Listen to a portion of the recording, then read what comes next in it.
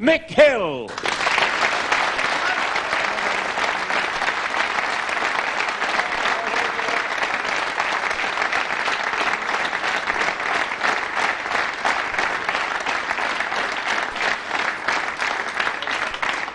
And ladies and gentlemen, his opponent, the defending champion, back from South Africa and raring to go after a good pro-circuit year. And the 22-year-old Houdini is sure to make this a battle royal. Can I ask you to welcome the defending Embassy World Champion, Carl Morris.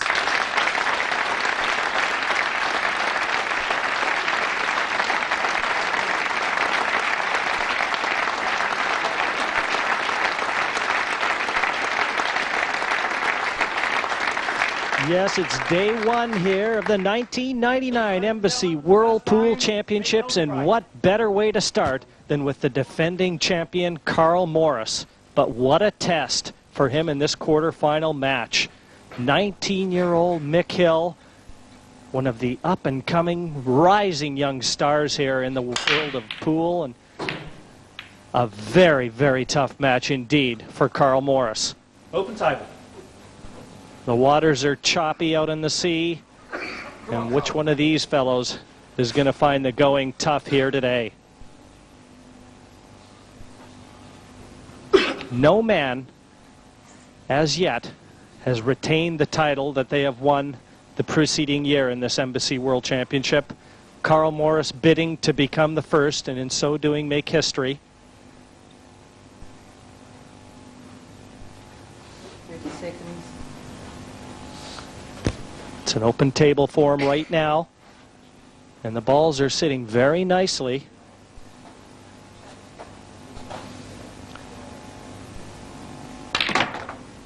The showcase event Red balls in play. on the Whirlpool calendar, and I've got a gentleman sat beside me here that was on center stage, a beaten finalist by Carl Morris last year, Keith Brewer. And Keith, even though Carl is the #1 seed here and the defending champion, a lot of people are touting Mick Hill. That's right, Jim, yeah.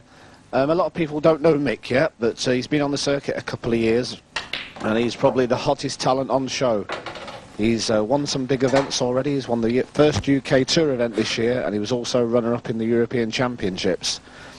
And the potential that this man has is really endless, and it's hard to say, really. I mean, it's his first World Championships. Can he go all the way? Well, he's got this far, Jim, and he's already been very impressive. Well, Carl Morris looking very solid right now, but has that cue ball just snuck through far enough to leave that red to the left center? If not, that's an early mistake. He's not looking like it won't go. He's checking for position onto the next one. But Mick Hill, very tall order too. This is his first televised singles event, so you know the nerve endings are going to be a little jingly. How will he react?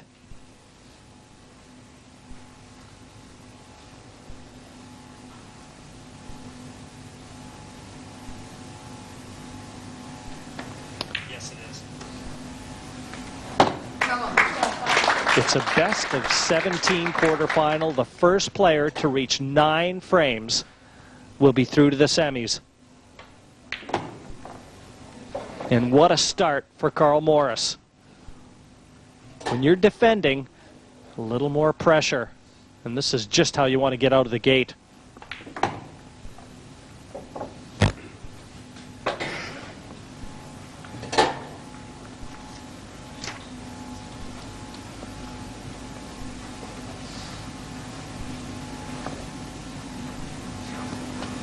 Gotcha. The 8 disappears, and young Carl Morris, in defense of his title, starts ideally, taking the opening frame here and leads Mick Hill by just that odd frame. Second frame. Carl Morris to break, leading 1 frame to 0.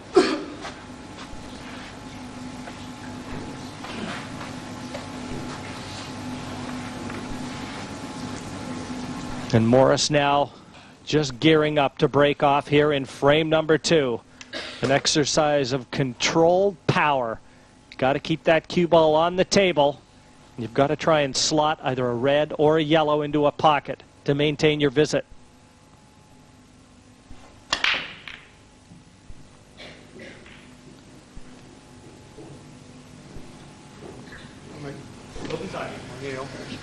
Nothing down. So returning the favor to Mick Hill. You can see a very good break off, Keith, but as we've seen so often in 8-ball pool, the break can really be an ally or the bane to your existence. Yeah, the break is an awesome weapon these days, and as we have said before, so many players using separate cues to break with. Just one thing I noticed very quickly is that we've got 1 or 2 balls nested up near the bottom of the table, and I suppose Mick will be thinking, oh, what's going on here? I've broken, they're all sitting over the pockets, and then Carl breaks and they don't. So that's just the way it goes sometimes. I like to think that the finish is more or less always there. It's just that he's got a lot more work to do. Yeah, it's a scrappy looking situation. But Mick, a very aggressive player by nature. It looks like he's going to try and loosen things up very quickly here. Good Yellow tactical shot, that one, and he's not left that cue ball ideally for Carl Morris. Now, Keith, if it does develop into a tactical battle between these two, Morris at 3 years as a senior here, a little bit more experience certainly, would it be Morris the one that you would favor? Well, Mick is a very aggressive attacking player, and that's just the way he likes to play. Carl can play a great open game, but he's also got a very good tactical game as well. And if there is a tactical situation that arises, then you've got to fancy Carl to be the slight favourite in that situation. He's got quite a good head on his shoulders, Carl, for his age. And, you know, although he's only 22, he's got many years of experience, and he's already like his 3rd year in the England team. So, you know, he's not going to be flustered by any tactical situation that may arise.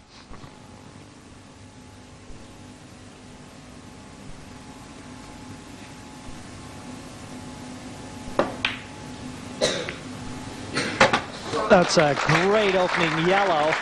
He almost needed a step ladder to bridge over the one he was on top of. But what a pot from Carl Morris. Just see the nap, just turning that yellow into the center pocket.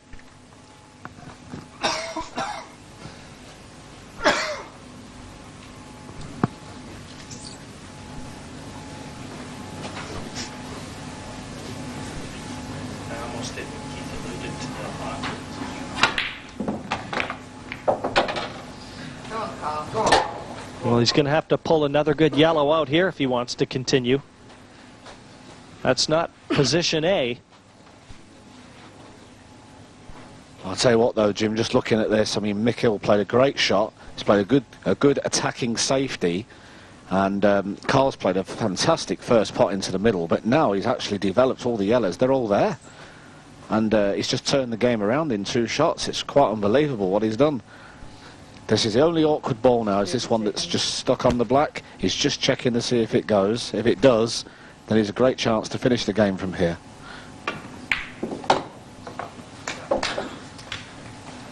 Well, I think he was having a look to see if it passes to the corner pocket. He just potted the yellow in. But as you said, he has completely reversed the situation on Mick Hill.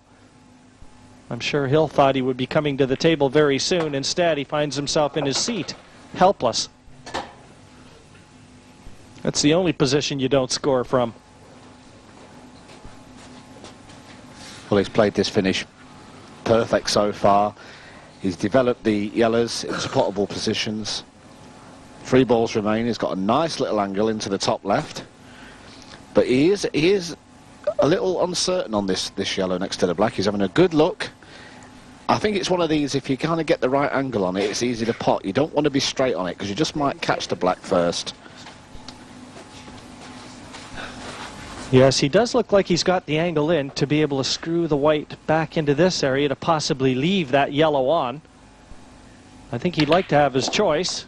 Has he come far enough? I think that's what he intended, Keith, because position isn't going to be quite as easy now.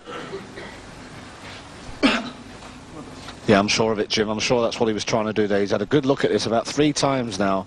If it's one of them, if you just get the right angle on it, slightly above the black, it is easy to get it. And this is going to be a crucial shot coming up.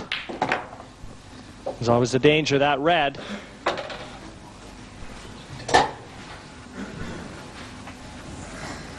A key moment already in our first quarter final. I have to say, Jim, that's a very poor shot he's played, bearing in mind the importance of this yellow. But I think the only thing you can do is go for the monster cut on this one now.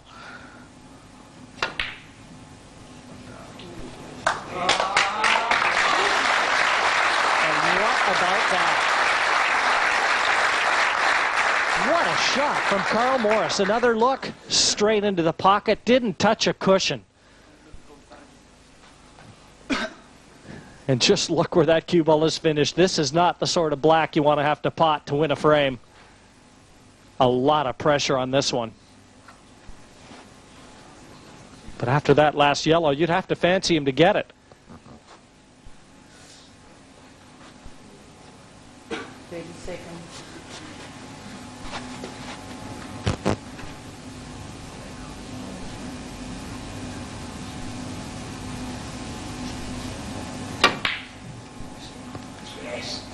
Down it goes.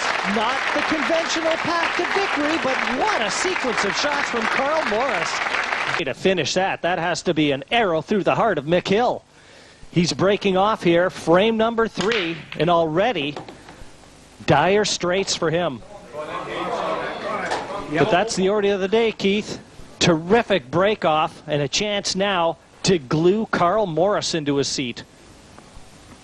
Well, that's just a fantastic break, isn't it? He's made a yellow on the break, definitely going to take yellows. Not even a study on it. Normally, in these situations, in tournaments all the time, Mick is just racking out these finishes without any problem whatsoever. But the thing is, big save all, under a little bit of pressure. This is a good test for him, Jim. Yes, we've mentioned that. Under center stage here in the TV lighting, the biggest event of the season. There's nothing easy out there. There it is, folks. That's what these players strive to reach. The pinnacle of 8-ball pool. And we're seeing it all. The best seat in the house.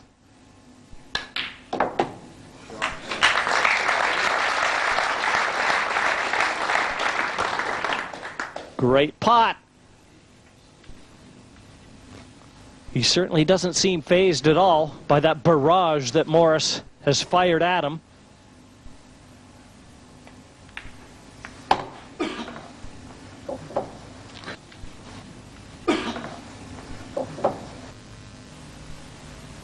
Well, his only problem here is the yellow just above the black to the right. It isn't a real big problem, but he does need to get on it just right so he can put it in the middle and go on the other one in the opposite middle. And he looks just about perfect there. And that was his only problem, just to make sure he was inch perfect with the cue ball. Yes, it looks like a tailor-made finish here for Mick Hill, the order of the day. Whoops. Well, you overdrew that by about 2 feet, Keith. It looked like all he had to do was feather that yellow in. Well, I can't believe what he's done there. That might be the worst shot you're going to see Mick Hill play in this quarterfinal. I do believe, Jim, just watching the shot, maybe he was trying to just screw back onto the black, but even if he was trying to do that, it was miles too hard. He could still pot the yellow, but obviously position on the black now is going to be very difficult. Yes, Keith, at that pace, he could well have knocked the black into a safe position.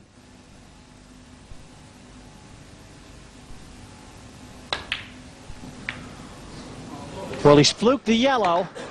At least he gives himself half a chance at this difficult black. But I think if you ask him, he'll say he doesn't deserve it. But the Fates have played their first card here. And how will the hand unfold? Morris, as you noticed, out of his chair. And what a pot this is facing Mick Hill for his opening frame. 30 seconds.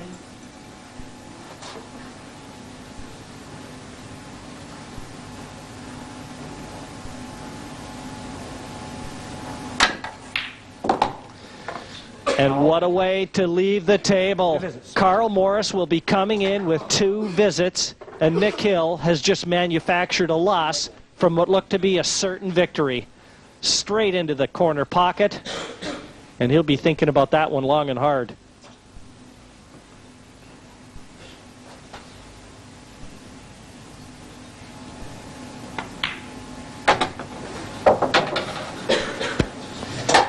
At this level, you can't afford mistakes like that, Keith. I'm sure that Carl Morris is going to be very eager and undoubtedly will mop up here to complete victory, and with it a 3-0 lead. I'll tell you what this is going to do right now is Mick's had a very easy finish and he's failed to make it. As we said before, it was a test. What this says to Carl is that he's feeling the pressure. He's not settled. Carl obviously is very fluent, confident. 3-0 up. It's going to be very hard for him to come back already, I would say. Still carrying the 2 visits, remember. Won't need it. The 8-ball disappears, and Carl Morris has just taken the 3rd frame, and with it the 3-0 advantage over Dudley's Mick Hill. 3 frames to 0.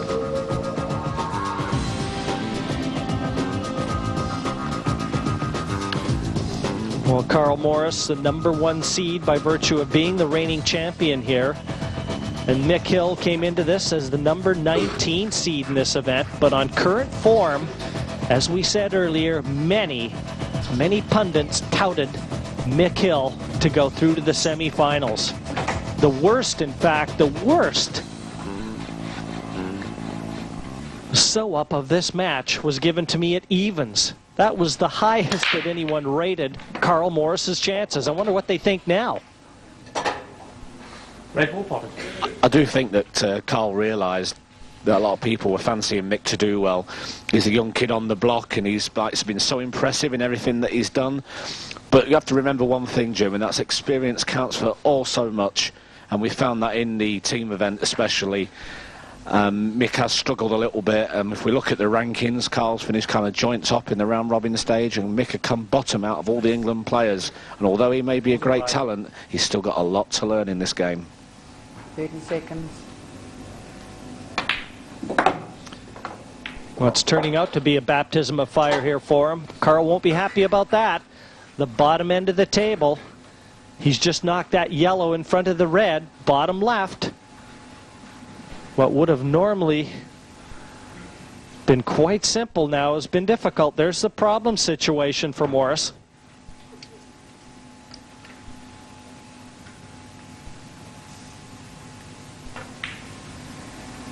And that's the reason that he's elected to try and gain position, gain the advantage, and keep the momentum here, Keith.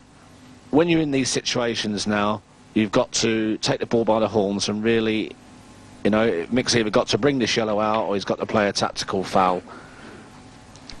As you can see, he's elected just to bring the yellow out there. I may have been tempted just to play the yellow onto the red over the pocket, actually, bearing in mind where the other reds were lying, because they're not too good there for Carl. Mick's actually in a better situation at this moment in time. I think what we're going to see is Carl's just going to try and stick this red over the other top pocket. Again, another tactical move, and that's very well played. May look easy playing these shots, but they've got to be judged perfectly. The weight is everything. The wrong pace, and a lot of times balls can drop when you don't intend them to.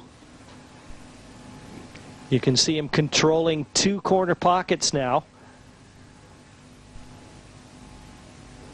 And tactically holding the upper hand. Of course, the reason that Carl's done that is there are 2 yellows up in the corner there, which by putting the ball over the pocket means that Mick can't really play these. But what Mick's got to be careful of here is he doesn't want to leave him so he can play the red down the side rail, because if he gets that one over the bottom left-hand pocket, then he's going to be in all sorts of trouble. And really, Keith, if what you say might have been Carl's intentions, Mick can consider himself lucky to have hidden it in missing the yellow. A real point of interest, though, the very cue that Carl Morris won this tournament with last year has been changed. He's gone up to see one of the foremost cue manufacturers in the world, John Paris, in London, and he's had John fix him up with a different cue. Now, I find that fact absolutely astounding. I don't think many people thought he was playing bad with the cue that he had that won this event last year. It's just how highly that John Paris's cues are regarded. Now, what Carl's decided to do here, such was the importance of getting that red over the pocket, the bottom left-hand pocket, he decided to pot the one over the top right, because as Mick had played the shot before, he'd left him snookered on the ball on the rail. Now, as you can see by playing that shot, he now holds the whole bottom of the table in his hands. 30 seconds. As you were saying, if you were looking at the team averages here, the winner would be obvious. Morris, the leading average in the singles events on the teams. And whereas young Mick Hill struggled right from the outset for England, but both of these players are on the English side. So where they're at each other's throats here in the team event, they'll be in arms.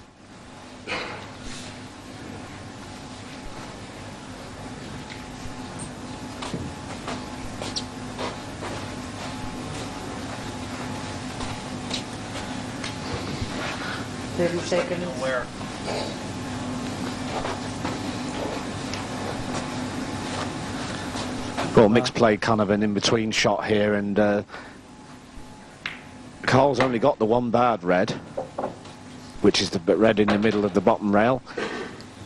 He needs to manufacture a shot, develop that red, do something. So what he's alluded to do here, he's potted red onto red. Now, he could actually try a free ball plant, or he could just bring it into play. And he's kind of trying to play one in between there. He has actually played the plant there, but the fact that it stayed up isn't no bad thing, because he's quite happy with the way it sits. Still really, Keith, in complete control again. He occupies the pocket. He's not left anything to Mick Hill. And if you're a Mick Hill fan right now, the fingernails are going to be starting to go down, because not a lot has happened right. He's had a couple chances early, and by not taking advantage, he's turned it right over to Morris. Well, that's a great opening shot from Mick Hill. Still a lot of trouble.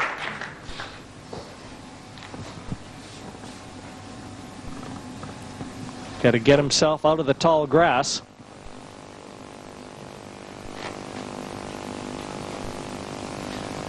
And a terrific crowd here for our opening quarterfinal, day one of this 1999 Embassy Whirlpool event. It features the Ladies Championship, the Team Championship, and the Men's Individual, which we see here. £41,000 in total prize money.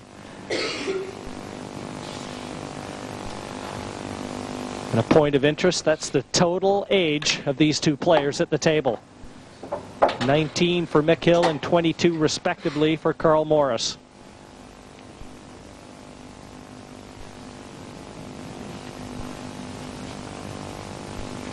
A couple young gentlemen here that you know you're going to be seeing a lot of in the future years as Whirlpool progresses. Great shot back from Mick Hill. Certainly contains Morris and stops Carl Morris now from being able to complete the finish here. Well, Mick's had to play some very good shots there just to contain Carl at this moment in time. He's played a great shot in getting the yellow over the pocket, but the only problem is that Carl really has only got to pot the yellow here, and Mick's still going to be in an awful lot of trouble, and I think that's what he's going to try and do. Red onto yellow. And he hasn't done that. He's just left the gap. So there's a little bit of breathing space there for Mick, because if he had have potted the yellow, he would have been in an awful lot of trouble. He's still got a bit of breathing space, but again, he needs to find a very good shot here. Probably try and get this yellow over the pocket, Jim, I would have thought. Well, there again, we talked about how important the pace of the shot is when you're not trying to pot it. A little harder, and that might well have dropped. So as it is, showing a very deft touch is Mick Hill.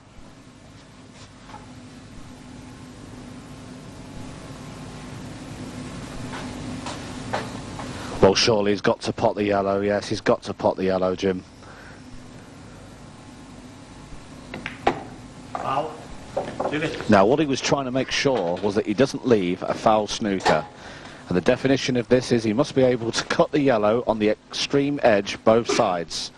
And he was just making sure, as you can see, that he could see this yellow. And what this means is that he cannot pot his opponent's ball and he cannot pick the white up, but he does have 2 visits. So in other words, he hasn't done him any favours whatsoever here.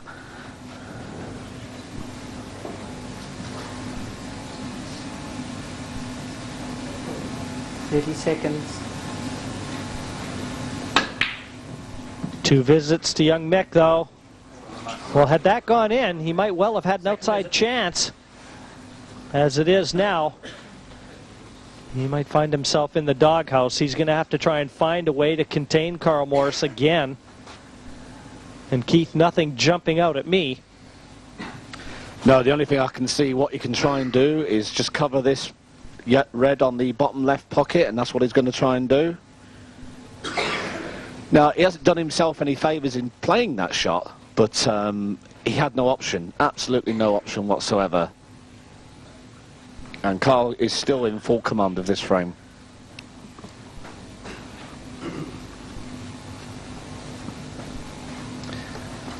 Okay, you want me to throw to it? I did last time.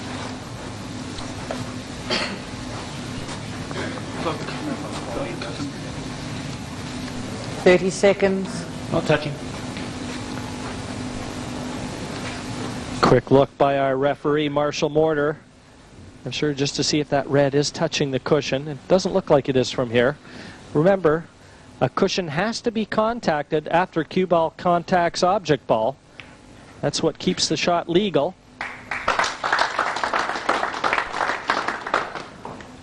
I would say the only chance that Mick Hill's got at this moment in time is he's going to have to play across the table and play at these 2 yellows, the one slightly to the left. If he can just get them to both sit on top of the red, at some point he can play the black onto the yellows and take a chance that Carl doesn't finish from there. But if Carl realises that he's actually able to do that, at some point here he may decide to play directly at the black and move the black away from where it is at the moment. Well, it's a cat and mouse game right now. It remains to be seen which role McHill will occupy. At 3-0 down.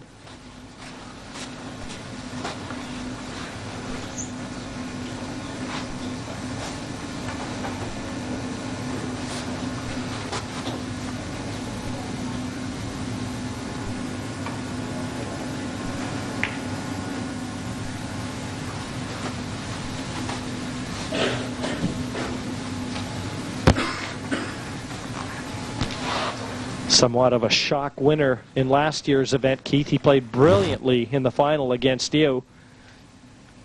And I knew last year that you were a teammate with Carl in the English side. It's not easy playing a teammate, is it? And especially when you're out there in front of the TV cameras. 2 visits. No, it isn't, because at the end of the day we're all friends as well as teammates, and we play as a team all week, and then we have to play against each other in the individuals, and it is quite difficult at the same tournament to kind of be a compadre at one point and then to be an adversary at kind of at another. And you know, it's hard to find that that edge that you need, that killer edge, and especially if you're playing a very good friend. I remember when I played Lee Kendall recently in one of the televised events, I found it quite difficult. Well, that's right. That's what makes this event so unique, in fact, is all the different facets of pool brought into the front lines here with the ladies and the team events, the singles of the men's. We see it all. And it's all oh so significant. The overall winner in the men's individual will take home £10,000. But the title translates into much more when you look at the financial rewards.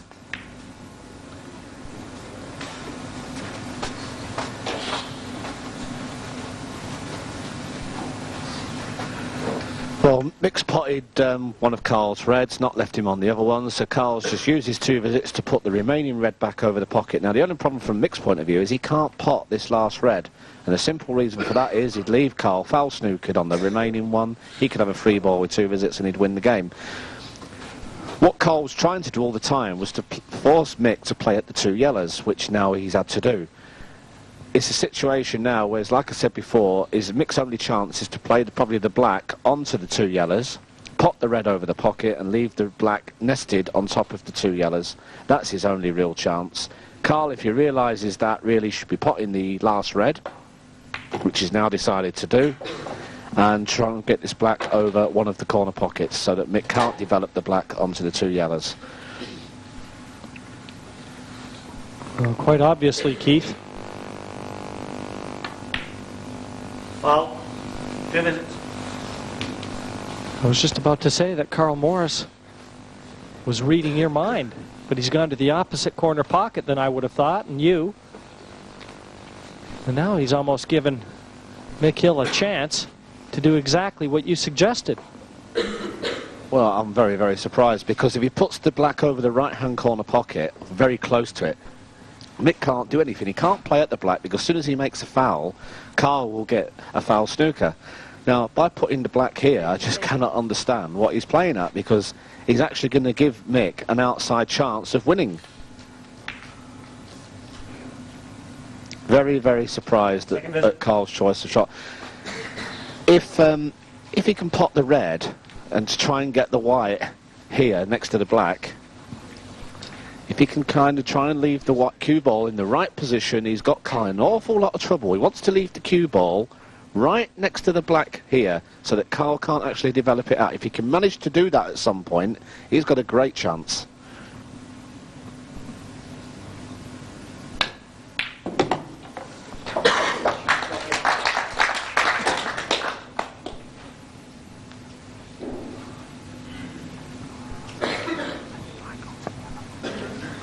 And I think what Mick's looking at is just like I've said here, Jim. If he can get the cue ball down into the right position, he can play the black onto the yellow, onto the red, and leave the white right up next to the black. And in that way, he won't leave Carl a free ball. And that's what he's trying to do at this moment in time. What he needed to do there was get the cue ball right on the bottom rail. He hasn't quite done that, but he's still going to have to play the shot. He has no option. Foul. Well, Keith, it certainly looks as though an error in judgment from Carl Morris has opened the door here for Mick Hill. And didn't he look relieved, Mick Hill, almost satisfied as he departed the table there.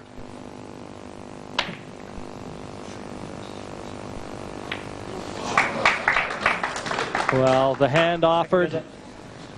He knew he got lucky there. He had to bash at the black and hope to leave himself a shot. And didn't he just?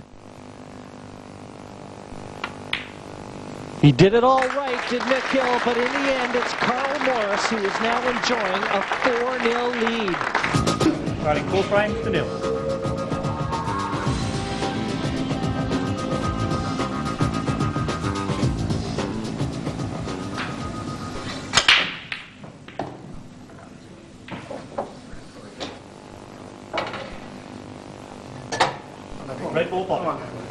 But again, a good break off. His choice of reds and yellows.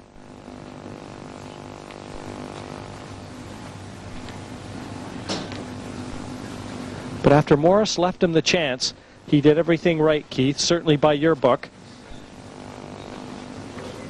All I would say there, Jim, is when he had to play the black onto the yellow onto the red, he needed to get the white right on the bottom rail so that the white ball would be nestled up right next to the black, only millimetres away. And what he did, by leaving it short, he left that little gap so that Carl could get the black out, and that was the only thing he did wrong. Apart from that, he played everything right. Yeah, I said he left the black up against the yellow, as you said. Then Morris would have had no chance to get it into the open. But he's got to keep a positive outlook here. There's still a long ways to go in this one. The first player to reach 9 will be the winner and through to the semifinals. And Mick Hill, he can chalk up frames quicker than you can say them. He's got no fear.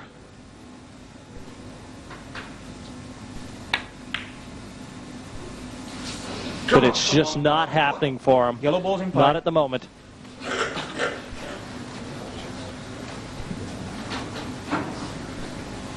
Almost looked like the nap would have taken that in normally. But as is often the case, when you start to struggle in any billiard discipline, the gods don't smile back.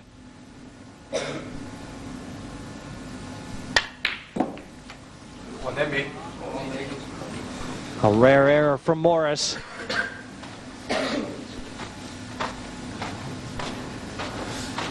We haven't seen any misses like this yet. Is there a chink in the armor?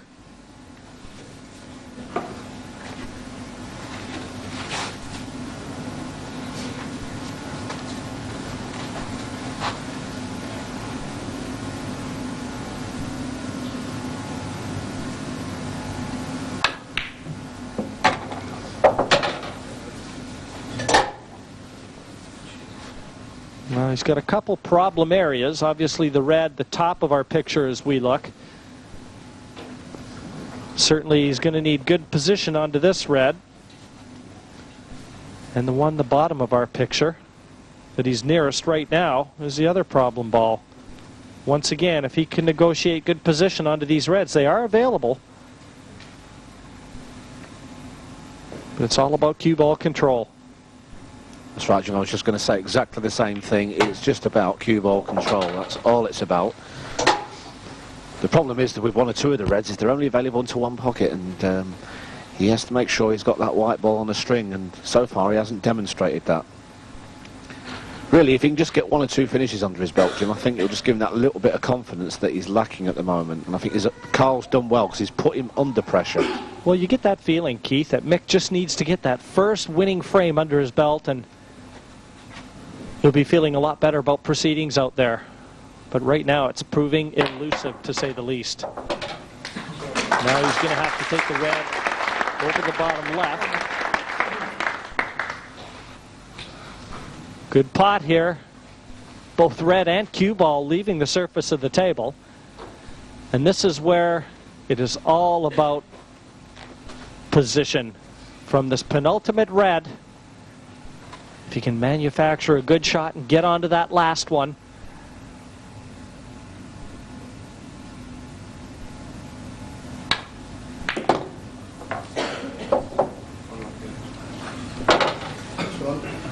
Well, not bad, certainly not good.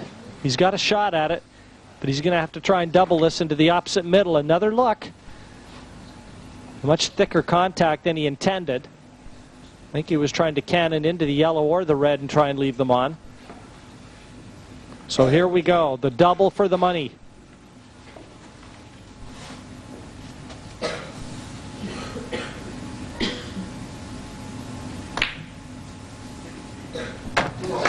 Down it goes. And the simple 8 into the same pocket for Mick Hill. Well, if the first frame's the toughest, Mick Hill has completed the toughest assignment thus far. Morris had a chance, missed a bad yellow, and that was it. But he breaks off here, frame 6 of a scheduled 17. Yellow down, So it's an open table.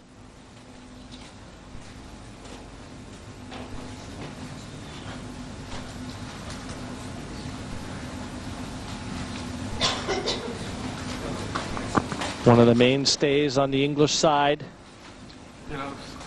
Yellow ball's in play. Looking to make history here. Become the only defending champion to repeat. It's been a terrific year for Carl Morris.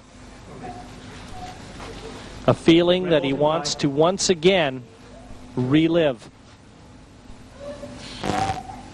Well, he's shaking his head there. It almost looked like the cue ball turned a little. Just trying to roll the yellow over the pocket. He hasn't had a very good break there. All the balls have gone a little bit clustered, and because he's potted a yellow on the break by nominating yellows, that puts him on them. So he's decided to take the yellows, stick one over the pocket, try and gain a bit of advantage, and that's what he was going to do. But I think the ball did roll off and then a little bit. Definitely body language told us that. Carl took out Welsh international Craig Reynolds, a very useful player, in the preceding round, the last 16, by virtue of 8 frames to 5.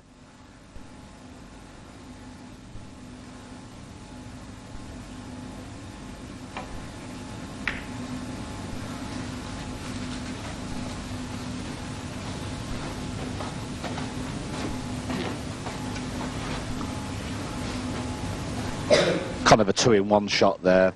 Carl's putting the yellow right over the pocket, but at the same time he's not really left Mick any kind of a shot, not anything constructive anyway. But what Mick's going to be very careful of is that if Carl gets a yellow over the bottom left hand pocket where the black is, he's going to be in all sorts of trouble. So that's what he's going to be careful of at this moment. 30 seconds.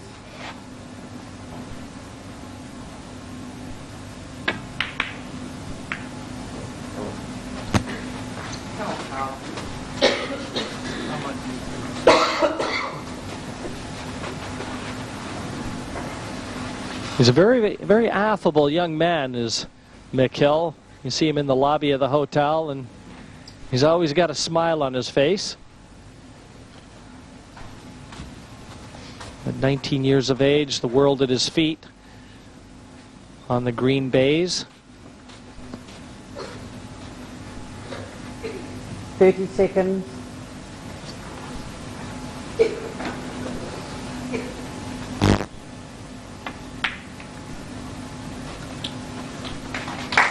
Yes, that's a good shot there from Carl.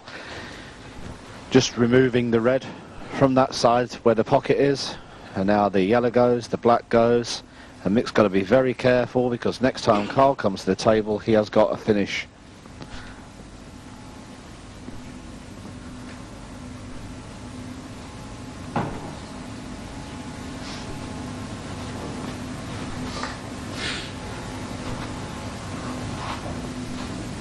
Thirty seconds. The Isle of Man one in the middle.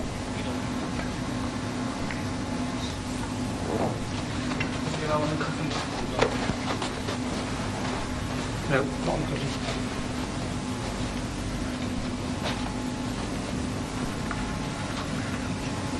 Play noticeably slowing down. Morris understanding the importance of keeping the thumb down on Mick Hill.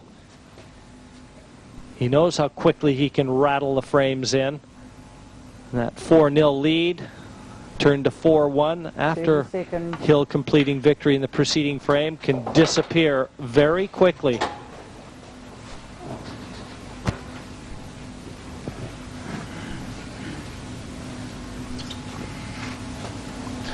Faces in the crowd, Nick.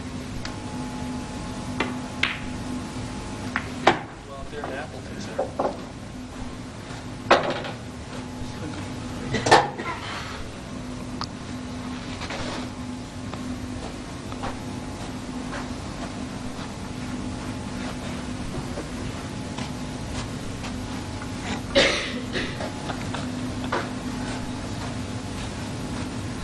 And there's the tournament's number 2 seed, the steady fox from Stoke-on-Trent, Lee Kendall. He's through to the quarterfinal stages, and we'll be seeing a lot of him later on. Always a difficult player to beat.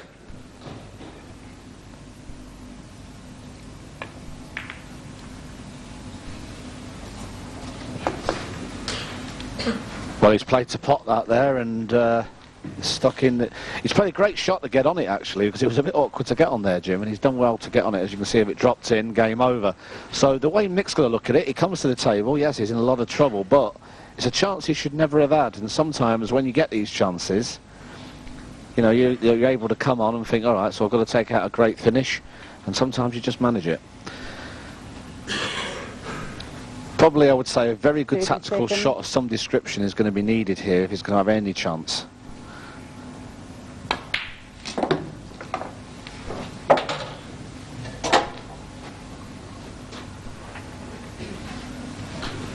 I like that, Keith. A good shot of some description. That pretty well covers all the bases.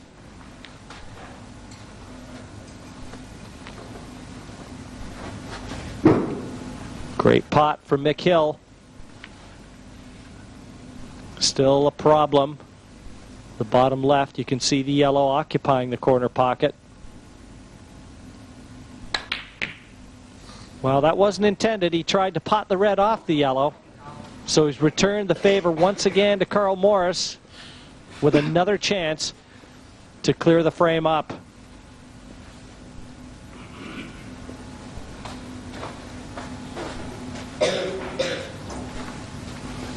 Zeroing in on victory here in frame number 6.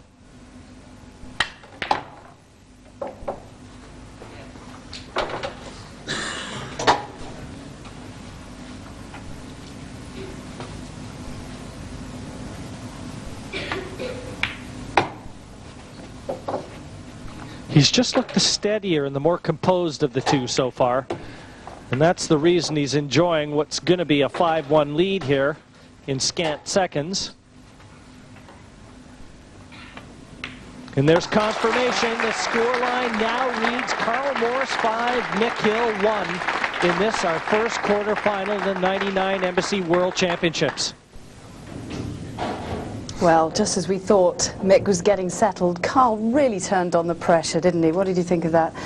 Well, we just got to see a little glimpse of the real Mick Hill there. He pulled out a great finish, and I thought, here we go, Mick's going to settle, get back into the game. What happens? Carl comes back, wins the next frame. Well, you've seen more than a glimpse of the flashes of brilliance of Mick Hill. Why can't he be more consistent against Carl? Well, I think he's just suffering from nerves out there. I mean, when he played me, he was phenomenal. I mean, the frame he just won there earlier, he did that every frame to me. And he's just missing silly pots. I really think it's nerves. So what does Mick have to do to get to turn this round? Well, he's going to have to stop missing balls like he just missed a minute ago. That's for starters. But, you know, he's just got to compose himself a little bit. I think he's rushing. Right, let's get back and see if he can do anything about it. And back to our commentator, Jim White. Thank you again, Estelle. Well, certainly, Tony, if he can draw some inspiration from hearing your words.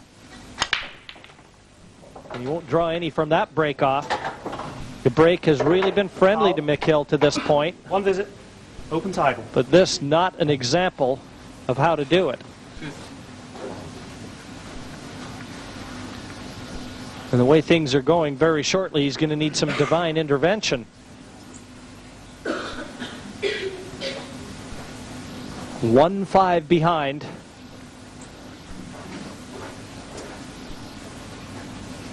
And Carl Morris playing with bags of confidence. And you know that that will breed courage in the end. Well, he's definitely going to go reds. They're by far the better suit that have come out. As you can see, they've gone over both of the corner pockets at the bottom. So what he does is remove, first of all, the balls that are at the top of the table and then work his way down. He's only got one visit. When you're going off the break at World Rules, you only have one visit. That's worth noting in case some of our viewers think he's on 2 visits here. His biggest problem, of course, will be the red that's right in the middle of the cluster, just below the black. At some point, if he is going to go for the finish, he will need to develop that. And there we go. Taking this great first opportunity straight into him. They've not come out too bad there, Jim, really. Well, he's going to have to pull another good shot out, but as you said, he went right after that awkward red. And now it looks like you plant red onto red, bottom right. Might prove to be a savior if he gets it. Well, this has got to be missable. Look at the room between those two reds here. Big shot for Morris. 30 seconds. He's answering the call, and now a formality. Red into the same corner, red into the bottom left.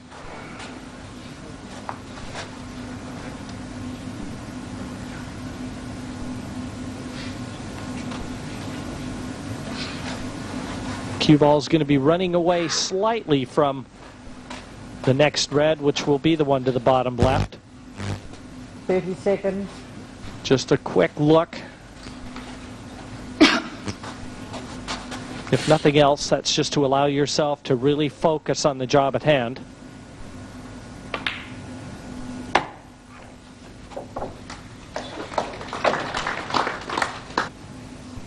He'd like to start this one over, though, I'm sure.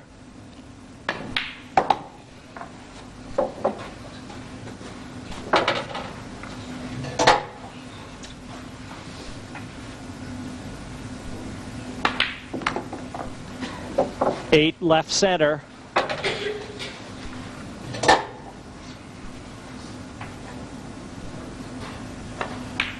Oh, the Morris bandwagon rolls on. Young Carl, 6-1 in front now. Carl Morris break. Times to 1.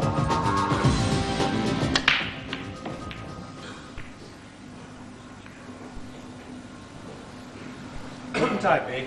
I'll make. Well, have a look here. As it's going, he's just broken off as Carl Morris, and nothing easy for Mick Hill to get started. So it really is all happening Carl Morris's way right now. And you always try and take something positive,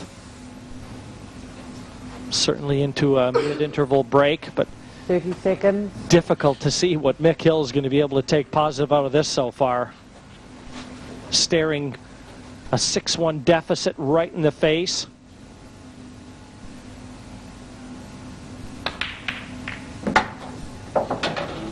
And Yellow yet balls in again, front. the fates just not being kind to Mick Hill.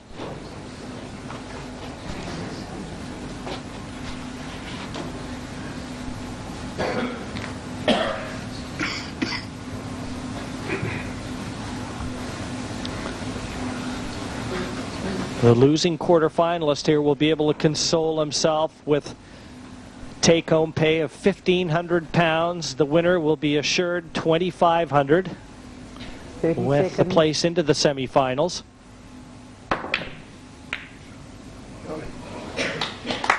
Well, he could have had use for that had it dropped, but with it not, yet another opportunity. Another look at it. Everything but go in. Hard to believe that hasn't dropped really. He's been unlucky. The reds kind of come out slightly better than the yellows. He had to go yellows because he couldn't pot a red. He's tried to develop the two yellows, not the red over the bag. Played a great double. But unfortunately, he's brought the red out as well. Carl, it always seems to go in Carl's favour. And now he's got an opportunity to put another frame on the board.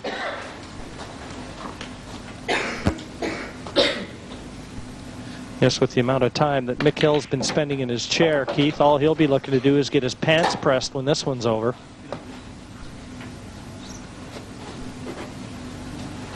Well, that one hasn't gone quite according to plan. Left the cue ball right on top of a red.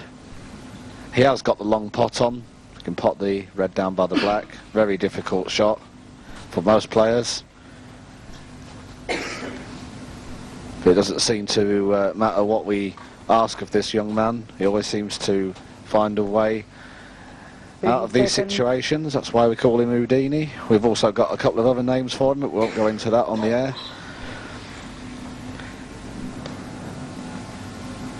Good cueing needed here though, Jim. Excellent cueing straight over the top of the ball, as we can see. It's not the sort of shot that you line up in practice, that's for certain. And he's not happy about it, still felt that he would have got it. That's just a measure of the man.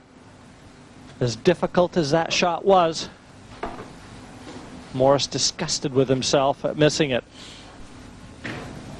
So this is the opportunity that kind of Mick's been waiting for. He hasn't had many, to be fair to him, but really has to take this finish out. If he can go in the interval at 6-2, he's still in with some sort of hope. Nice. Time out, please.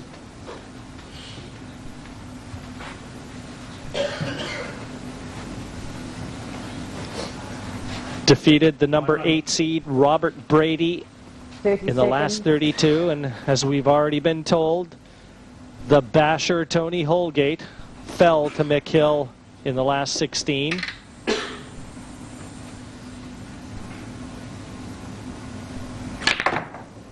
And right now Mick Hill looking to add Carl Morris's scalp to the list of also rans.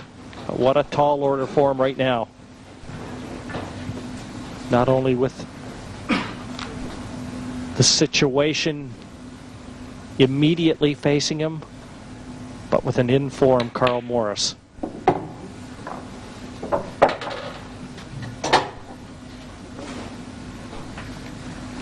Well, this yellow obviously goes into the top right-hand pocket. Now, the crucial shot will be he's got to take the yellow along the top rail.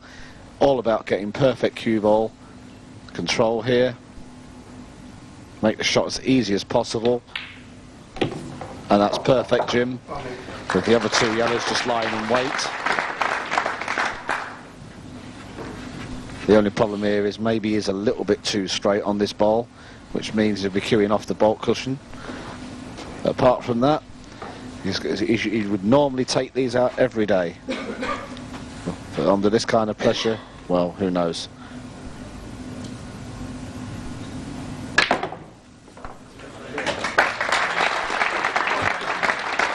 Turned out he had lots of angle there. Didn't look like it from our overhead perspective. But getting that cue ball into the center of the table helps immensely.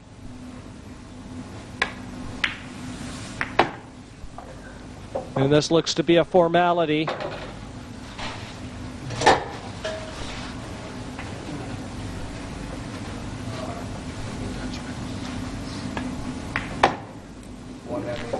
And so important this for Mick Hill. Give him something to be able to build on. It's on the score sheet now. 6 frames to 2. Mick Hill has just taken his second frame of this quarterfinal, but it's still all Carl Morris. So the score is 6 frames to 2. Now what does Mick have to do to turn this around for himself? Well, I think he's going to have to throw everything, including the kitchen sink, at Carl Morris to get back in this match. It's going to be a long, hard struggle, but, you know, he's shown his ability that he can take out the finishes. Just a case of settling down for Mick. And is he going to actually adjust to this atmosphere, do you think? Well, like I say, I think he's now settling into the match, you know, but he's so far beyond it. 6-2, you know, it's a big struggle. Well, let's find out. Back to you, Jim. Yes, he spotted him 4 frames, did Mick Hill. And still that 4 frames separate these two players in this quarterfinal. A 6-2 score line, and Mick Hill, for me, has to toss away the respect he has for Carl Morris and just let that back arm go. Open table. And the break off, deserting him for the second time. That's not how he wanted to start this 9th frame.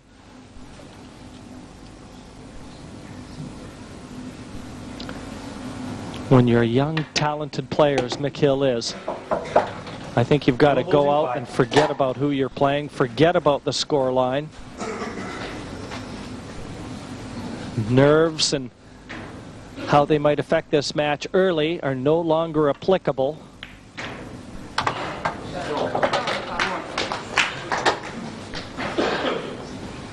If Carl Morris can complete victory here, and the out looks to be on,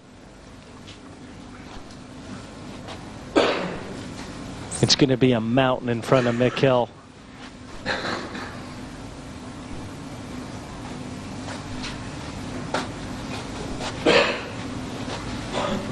There's one thing that many fans of pool know that we haven't mentioned in this telecast yet, and the fact that Carl Morris is totally deaf.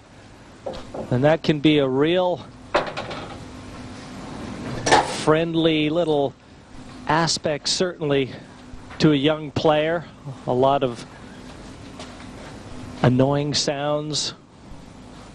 People move and the seats can be creaking. None of that will affect Carl Morris. There'll be no put-offs.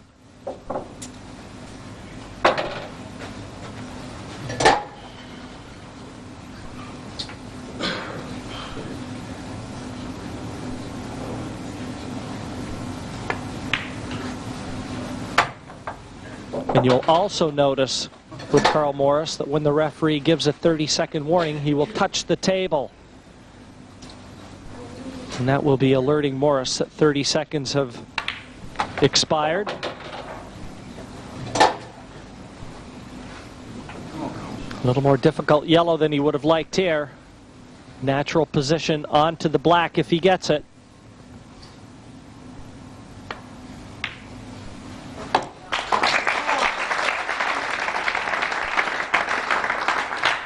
Well, he's still talking to himself, but right now he's telling himself that he's just 2 frames away from victory. And look at Carl Morris. Is he on a mission?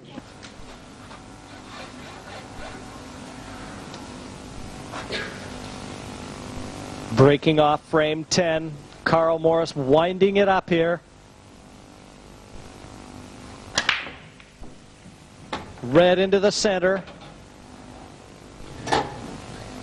Red ball pot. And yellow's looking very inviting here, Keith. A big opportunity for Carl Morris. Yellow ball's nominated. To once again keep Mick Hill firmly entrenched in his comfortable chair. Yellow ball's in play. And look at the yellows.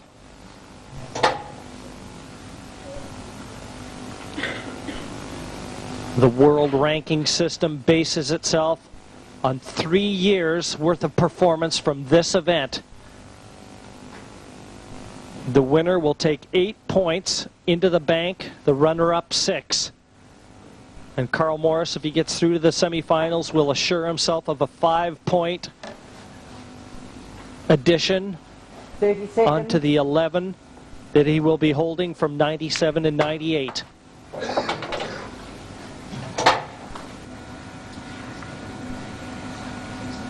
Yeah, it's literally a minefield just coming through the draw.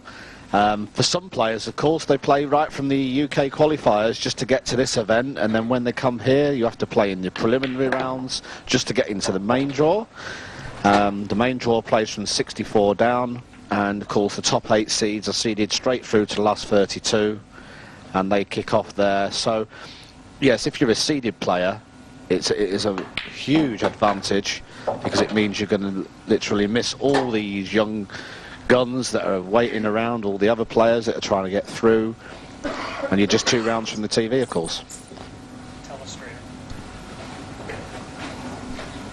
Right now, looking to screw into this area to leave his choice of yellows.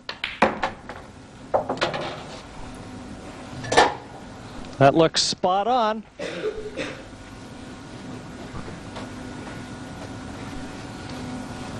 And off the last yellow, it's all going to be about position onto the black.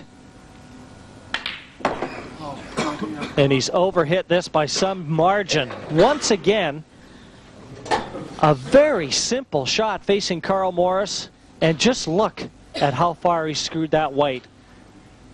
As soon as he hit it, he knew, Keith. Total snooker.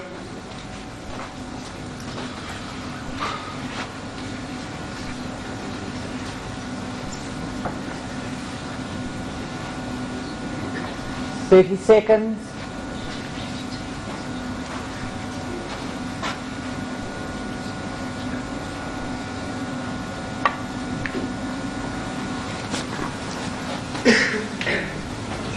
Well, he has given half a chance here to Mick Hill. Ball's in play.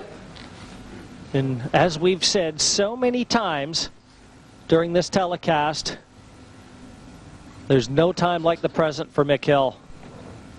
His back is against the wall. It's got to happen, and it's got to happen now for him.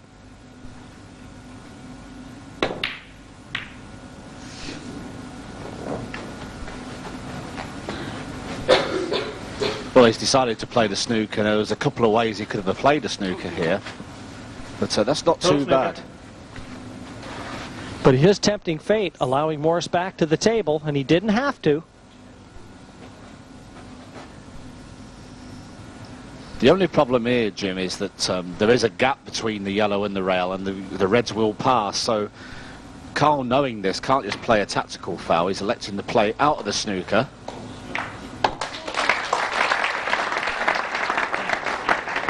Realising, of course, if he does pop the ball, he's going to be snookered on the black.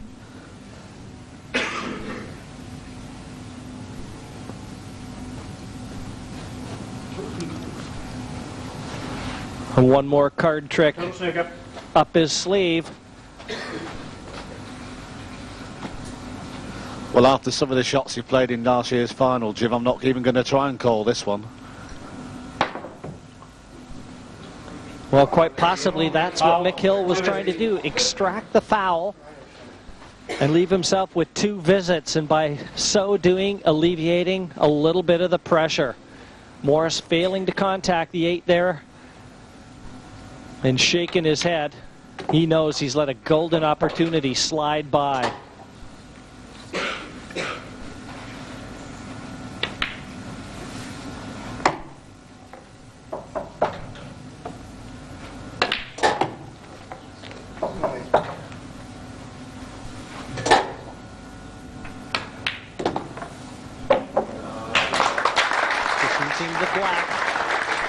Position onto the red, and you can see how quickly Mick Hill goes about his business. And the 8 begging over the opposite center. Down it goes, and Mick Hill has just taken his 3rd frame of this quarterfinal. 7. Mick Hill breaking off frame number 10. Frame number 11, sorry. 7-3 the scoreline. A red down. Yellow and red balls spotted. And neither reds nor yellows ideally positioned.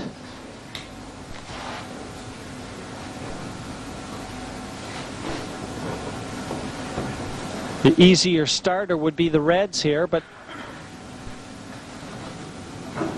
6 of one, half dozen of the other. Keith, which color he's going to choose?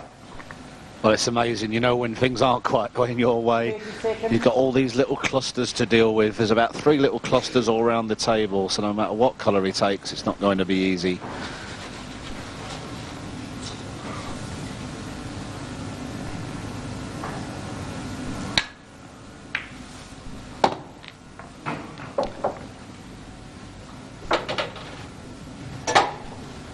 That problem ball at the top end of the table. As we look, top left, that's going to be the problem ball. If he can get good position onto that yellow, he's having to look to see if it will pot into the top left.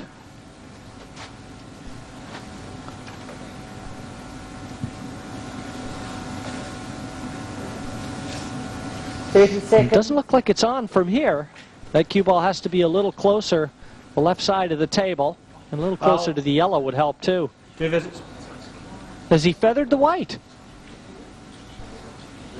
The foul awarded. He's just touched the white. Watch this. Just feathered the white. Would you believe it?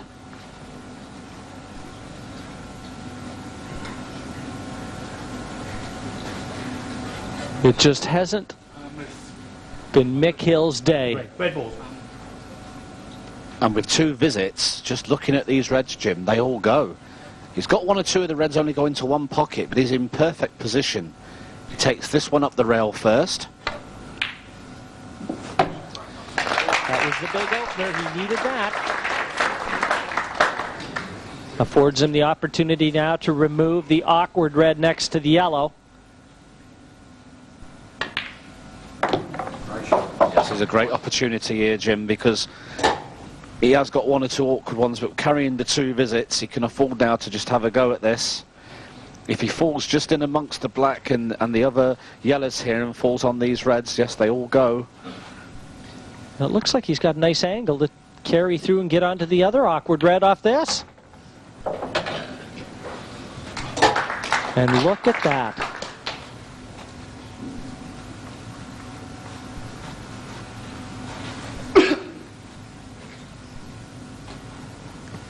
Decision time now. Obviously going to pot this red just below the black into the bottom left. His biggest problem is the red just here amongst the yellow. This is his big problem ball now, because the one on the rail will go. That's not a problem. Couple of options. Obviously can use his 2 visits now just to remove the offending yellow. He can clip off the red and take it into the opposite corner. It's just how he feels now at the table, which way he wants to play this. Regardless, a chance McHill didn't want to give. I don't like the way he's he's gotten lucky, Keith. What a break there, because the way that he played that, he was making his work incredibly difficult. Totally wrong angle, but just have a look at that red being feathered out by the yellow. How's your luck, Carl Morris?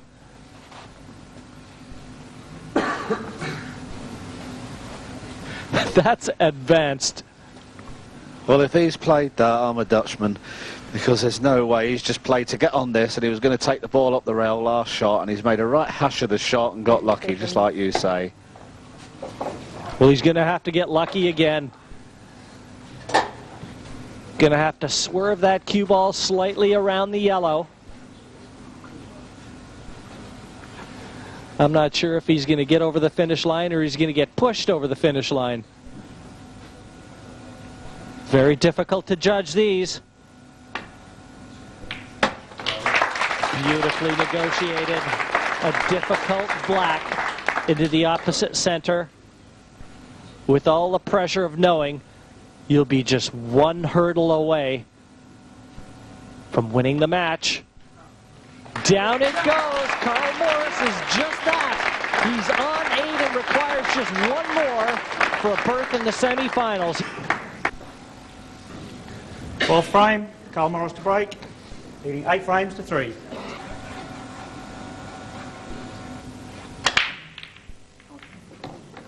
Well, a chance for McHill. 1 visit, open table. And just look at the yellows, Jim. This reminds me of frame 3, was it, when Carl's given him the opportunity and he's just got the 5 or 6 easy yellows to pot and he didn't pull them out. Well, here we go again. Is it going to be deja vu for Mick, or is he going to hang him for another frame?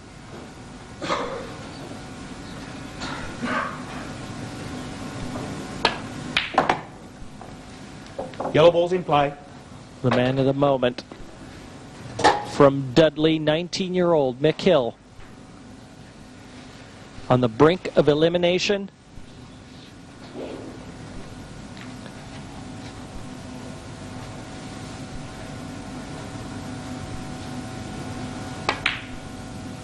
A possible 6 frames remaining, and he wants every one.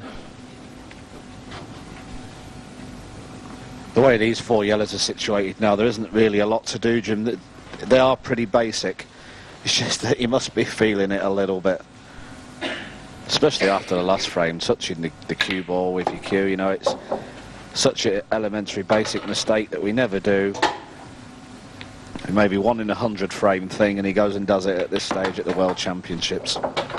Touch of inexperience, but you've got to feel it's going to put him in better stead should he ever claw his way through to the televised stages of this event again. He will remember this. And he isn't done yet, lest we forget. Down goes the 8. He's picked up his 4th frame here, 8-4, Carl Morris, but McHill still alive and kicking. McHill to break, trailing 8 frames to 4.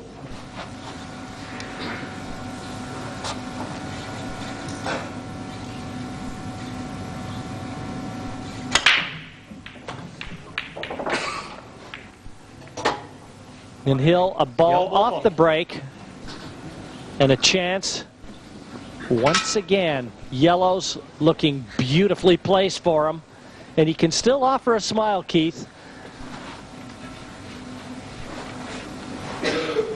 Well, he's been under the mill in this match, Jim, it has to be said, but he's clean from the last one, and they're all there again. All the yellows are sitting. And I've seen funny things happen at this game, Jim. I'm not being funny, but if he wins this frame, well, who knows what can happen. You'll never win a match like this if you throw the towel in. And if you ever do, it's one they'll talk about for a long time to come. There's no quit in Mick Hill.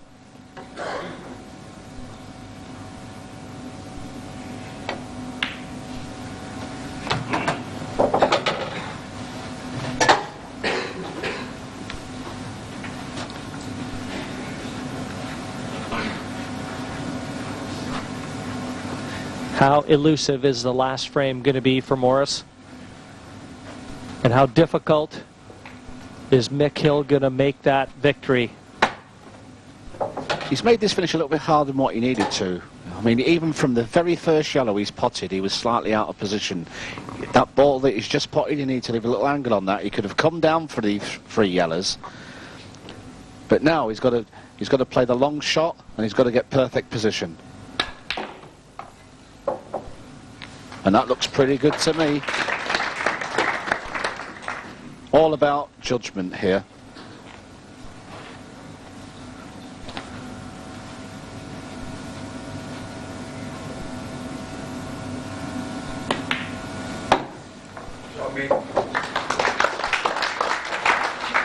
That's pretty good, and I think maybe just a little stun out, black in the right centre. And all of a sudden, it gets a bit more exciting.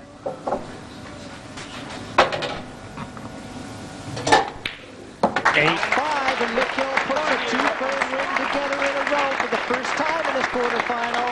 And who's to say he can't complete the recovery? But down to Carl Morris to end it right here and now. Breaking off frame number 14. Defending his title. A title that he does not want to relinquish. Open time. Well, Jim, it's not a good break, and noticeable thing there straight away, he did not put as much power in the break as he has been doing. He held back just a little bit. Wanted to make sure he didn't pot the cue ball or give Mick a good opportunity, but just look at the yellows. They've all come out very nicely. And as Tony has just said, the momentum is with Mick Hill at this moment in time.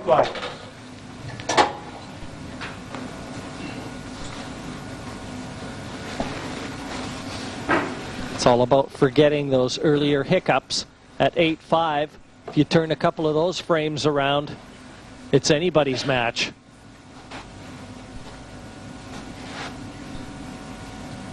But if you can get this, get back to 8-6, a good break off in the next one.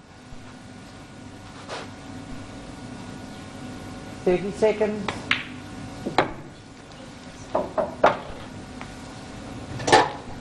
Well, he's got to come down table now for the 4 remaining yellows, and this is a very crucial shot. They're all potable, they're all easy, but it's a matter of getting good position on this shot. And it's not too bad, Jim. It's all about negotiating the cannon onto the 8-ball here if he completes the pot on the yellow. But as you said, Keith, in with a big shout.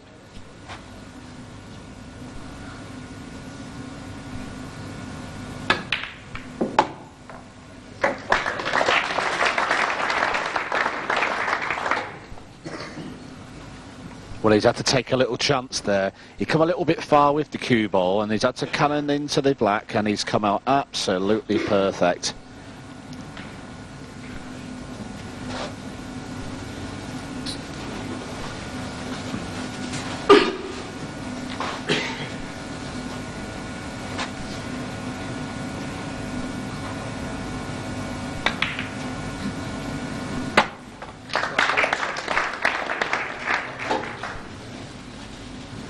We've seen some terrific fight backs.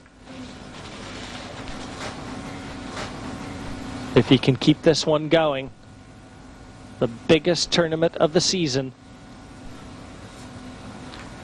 and a semi-final berth there waiting for the winner here.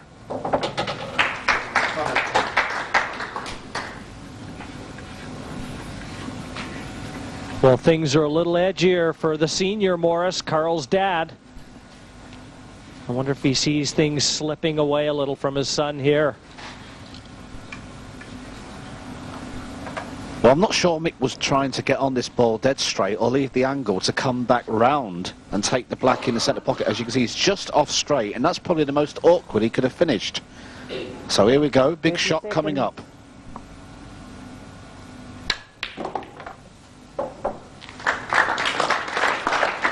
Good pot required on the black.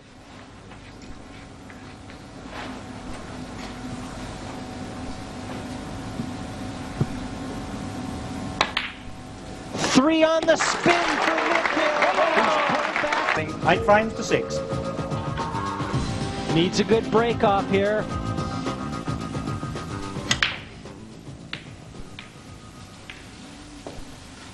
Not to be this time. Open table.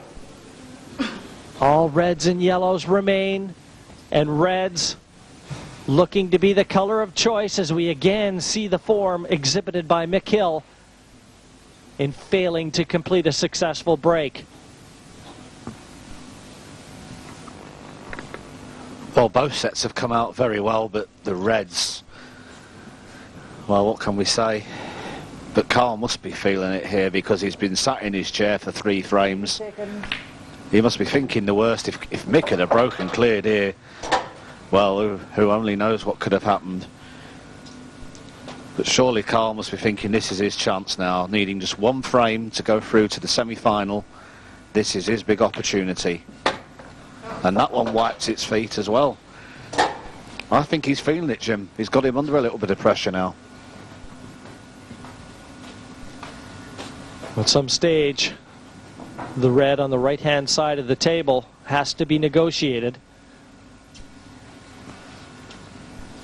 The only real awkward one.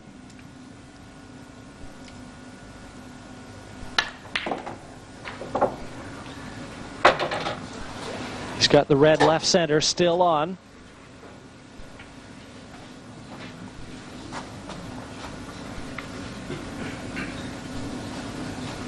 Can barely stand to watch.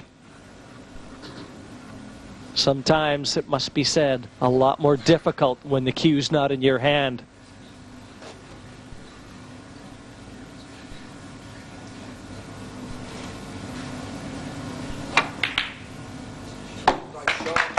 Oh, he's pulled out a great red there.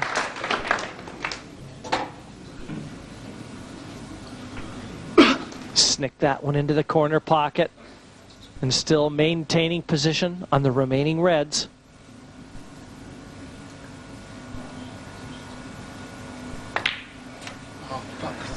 Twitch there, Keith. Very noticeably. Movement. And that is the sign of a man under pressure. The head moving very shortly after the cue went through the white. But that was Matt's shot as well, Jim, because he just had roll in the middle, roll down. But he didn't even get position, if we look. He didn't even get the right position. And the way Mick's playing, and look at the yellows. This is over, Jim. This is 8-7.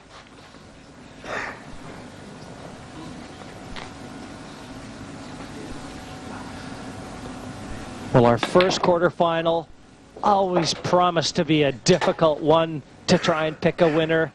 A great matchup between these two, and it's not disappointing.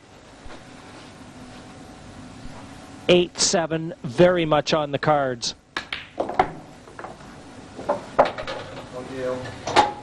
And to try and pick a winner there, certainly a lot more difficult than 15, 20 minutes ago, Keith. Well, believe me, Jim, I've seen it all before with players. A match can swing round one way and the momentum completely goes. But have you ever seen Carl Morris twitch on a shot like that? And that's all you can put it down to. It's pressure. He knew it was match ball, and he knows Mick's playing so well that if he misses, he's going to lose. It's a combination of so many things, and there's so much pressure out there. And of course, he is the defending champion. No one's ever defended the title. He knows it. It's a combination of all these things put in one pot. But the match swing, I can't believe how it's just swung round. Well, if Carl Morris ever did secure victory in this one, he could thank the way he got off the mark. 4-0 he led at one stage, and how big that lead looks to be at this stage.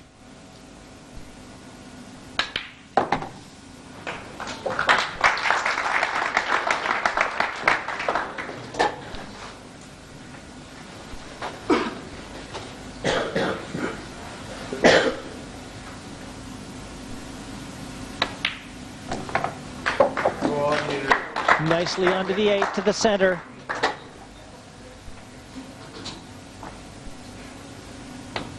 Down it goes, and 8-7 is confirmed.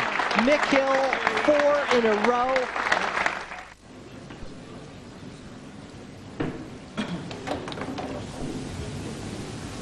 th frame, Carl Morris to break. Leading 8 Well, he'll frames have to the 7. solace of knowing that he'd be breaking off here to try and do it. Frame number 16 of a scheduled 17 sees Carl Morris breaking off. A red's down. Red ball spotted. Well, reds are down, and reds are the suit, but unfortunately, I don't think you can see one. And this is such an important frame for Carl. He does not want it to go to a decider. But he's got to go reds, because the red's over the pocket, the yellows are sat on top. Whether he can just sneak through behind this yellow or not, it's hard to tell, but if he can't, I'm sure that he's going to have to take reds. 30 seconds.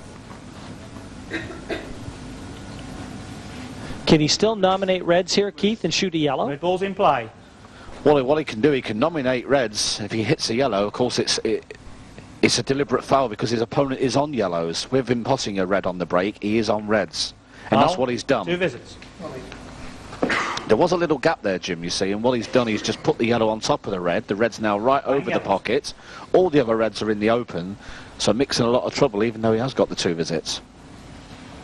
The only way for Mick to try and win this now is to try and put one of the yellows over another pocket where there is a red, and then try and bring these bad yellows into play at some point.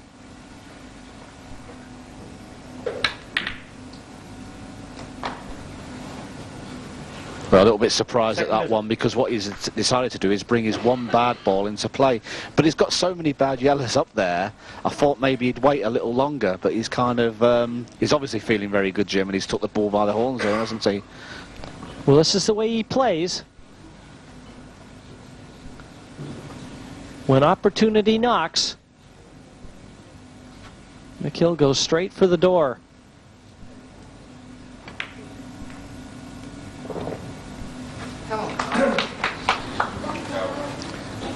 Decided to exercise a little discretion.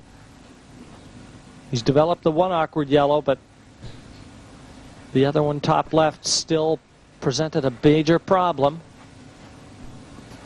I think actually, Jim, it's quite a good shot. It was a dangerous shot because he could have left the red up onto the other red, but he's trying to put the pressure on Carl here. He's trying to say, like, you know, if you want him, you've got to pot him, and Carl's just going to bring the reds out and wait for his opportunity. To be fair, Mick's only got one bad yellow here, and that's the one over near the top left-hand pocket. If he can get on that, then he's a chance. And this is the offending ball here. If he can just get on that, and it does go to the top right-hand pocket, but it requires a fantastic positional shot. 30 seconds.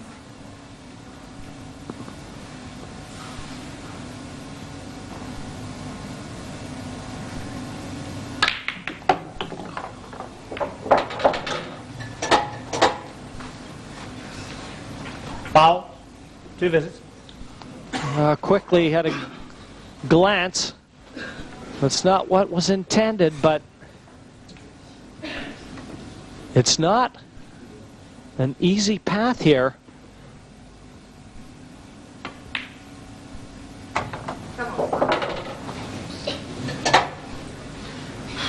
I have to be honest, Jim, I think this is over because he can get the red inside this yellow. He doesn't have to pot it, he's carrying 2 shots. But if it goes, it's over. Over and out. Didn't think he could pot that red, Keith, and I thought he still had a little work to do. But now, carrying the 2 visits, I think Mick Hill has just played his last shot. Come on, son. And I think he knows it.